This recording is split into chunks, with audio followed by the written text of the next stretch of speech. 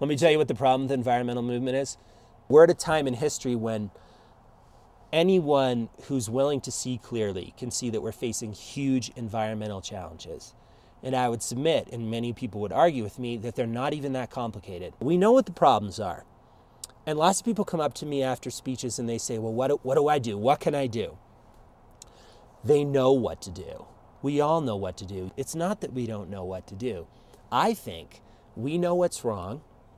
We know what to do. We know we're part of the problem. What freaks us out is how far out of our comfort zone we're going to have to go if we want to create a way of living in the world where we don't harm any form of life and where we don't mess up the climate to the point where we can't live here anymore. I think it's uncomfortable to us and it's inconvenient to us, and we don't like the feel of having to do it.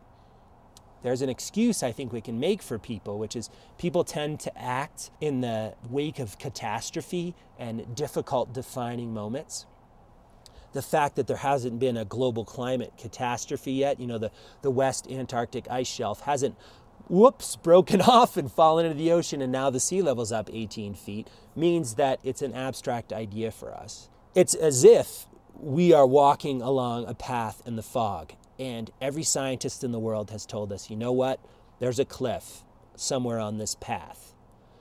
And what we're doing is walking along the path. What we should be doing is slowing down, stopping, making a plan. Because one step down the path, you can recover, right? You take one step over a cliff, you can't take one step and get back to where you were. So I think we've got to find it in ourselves, in the absence of something concrete, in the absence of a defining catastrophe, to leave our comfort zones and in some way put everything we have on the line in that way. Be willing to, in a way, not so much risk our lives, but risk our ways of living if we want the changes that are going to mean we're living in a healthy world.